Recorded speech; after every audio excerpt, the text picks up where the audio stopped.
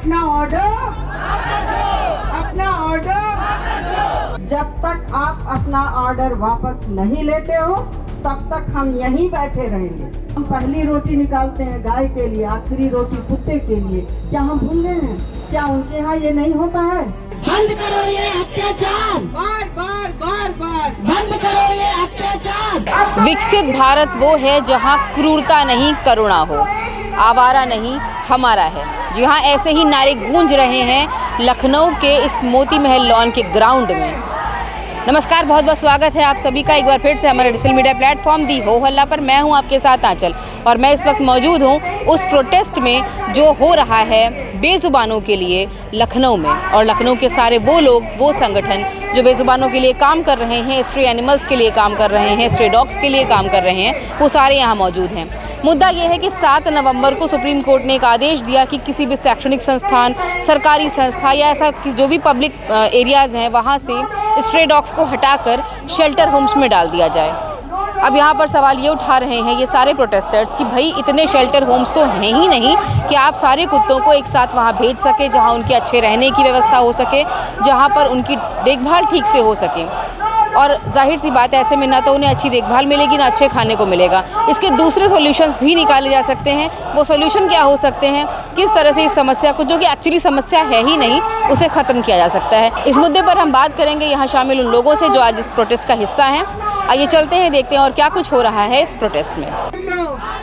हम लेके रहेंगे इस दुर्व्यवहार से, इस पक्षपात से।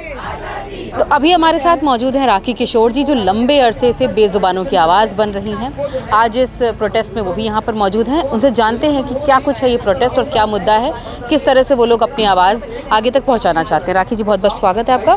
तो सबसे पहले तो यही जानना चाहेंगे, जैसा कि 7 नवंबर का कोर्ट का आदेश है, तो अभी ये जो प्रोटेस्ट आप लोगों ने आज ये शुरू किया है, ये और आगे तक कहाँ तक जाएगा? क्या आगे का क्या आप लोगों के वे ऑफ एक्शन रहेगा? तो सीन ये है कि देखिए 2023 में पहले लाइफ स्टॉक बिल आया, उसके बाद अगस्त में एक ऑर्डर आया था दिल्ली एनसीआर डॉग्स के लिए कि उनको उठा करके परमानेंटली शेल्टर्स में डाला जाए।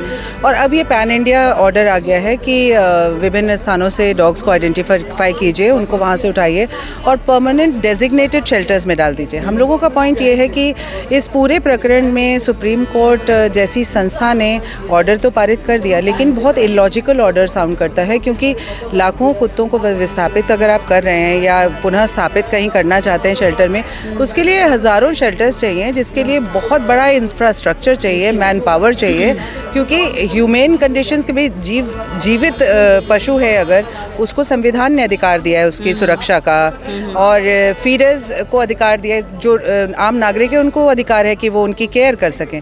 लेकिन इस समय ये जो ऑर्डर आने के बाद से फीडर्स के ऊपर भी बहुत बड़ा एक संकट आ गया है और कई जगहों से ऑलरेडी एनिमल्स को उठाना शुरू कर दिया गया है, स्पेशली डॉग्स को उठा के, और पता नहीं कहाँ ले जा रहे हैं, क्योंकि डेजिग्नेटेड शेल्टर्स तो है नहीं।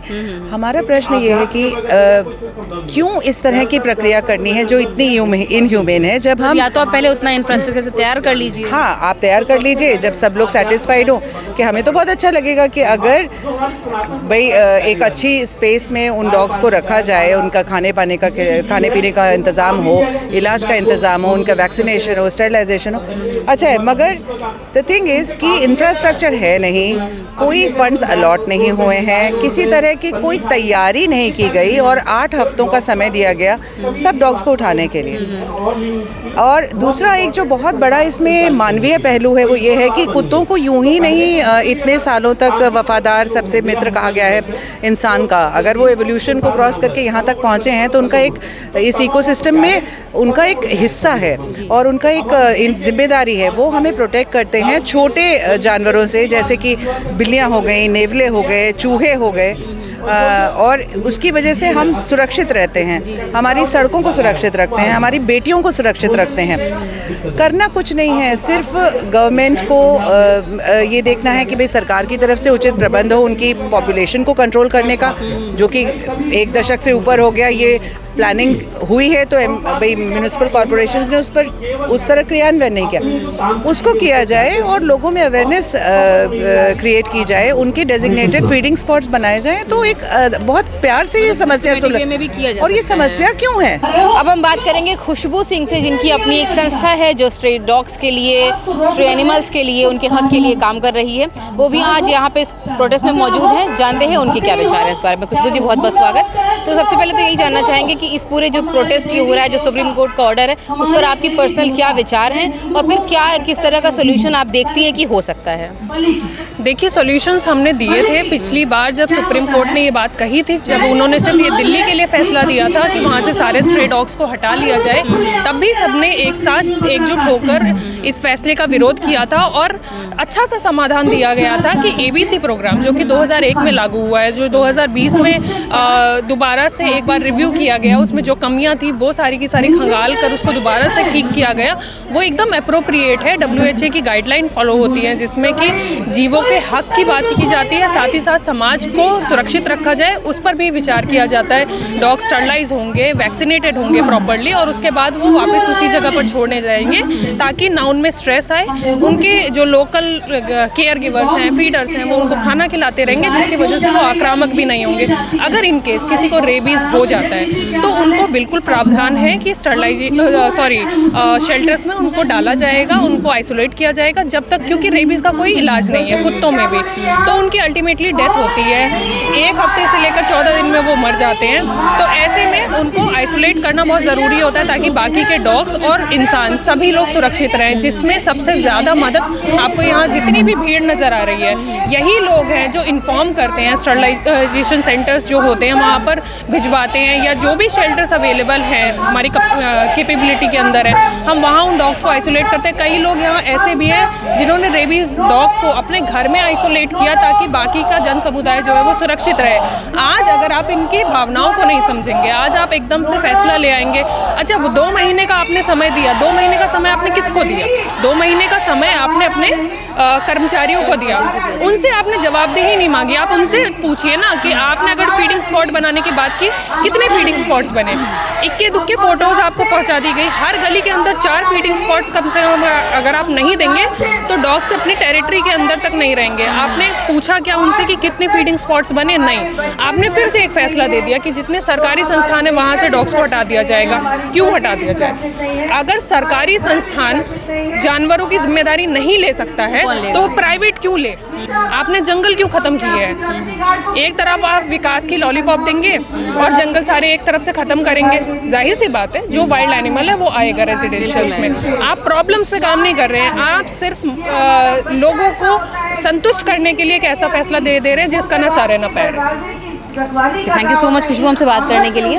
बेजुबानों के हक में यहाँ कुछ बेजुबान खुद भी आए हैं। जी हाँ, आइए मिलवाते हैं आपको शकुंतला मिश्रा पुनर्वास विश्वविद्यालय के उन बच्चों से जो मूक बधिर हैं, खुद नहीं बोल सकते लेकिन अपनी आवाज़ ऊपर तक पहुँचाना चाहते हैं और ये कहना चाहते हैं कि आवारा नहीं हमारा है।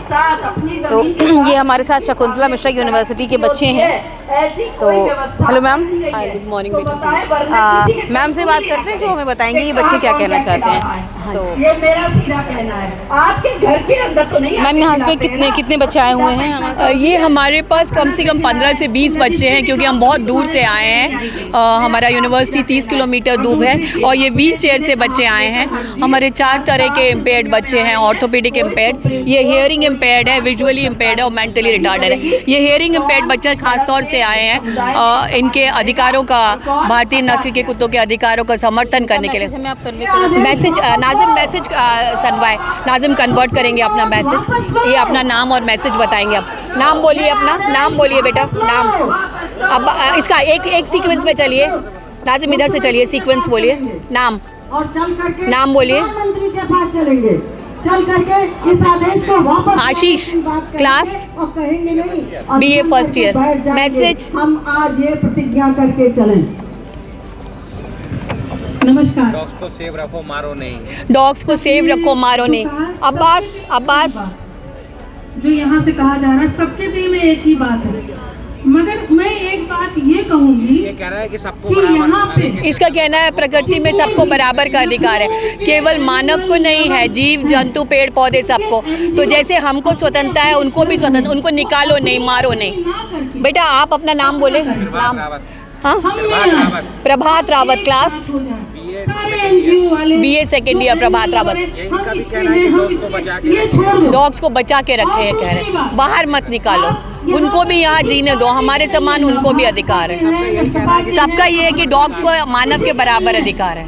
Thank you so much ma'am. तो ये हैं शकुंतला मिश्रा यूनिवर्सिटी के वो बच्चे जो आए हुए हैं और ये कहना चाह रहे हैं कि जैसे सबको जीने का अधिकार है वैसे ही उन कुत्तों को भी है जिनको जन्म प्रकृति ने दिया है। जैसे यहाँ पर इस वक्त सैकड़ों लोग मौजूद हैं जो बेजुबानों की आवाज़ बनकर यहाँ आए हैं और उनका ये कहना है कि जब प्रकृति ने सबको एक समान हक दिया है जीने का तो फिर इस तरह के फैसले क्यों आ रहे हैं कि भाई उनको पर्टिकुलर कुत्तों को उठा करके एक शेल्टर होम में डाल दो। और कहना भी सही क्योंकि ऐसे कोई शेल्टर होम अभी एग्जिस्ट ही नहीं करते जहाँ इन कुत्तों को डालने की बात की जा रही है। और 2 महीने का वक्त दिया गया है तो क्या 2 महीने में इतना बड़ा इंफ्रास्ट्रक्चर तैयार हो जाएगा कि सारे कुत्ते शेल्टर होम्स में डाले जा सकें?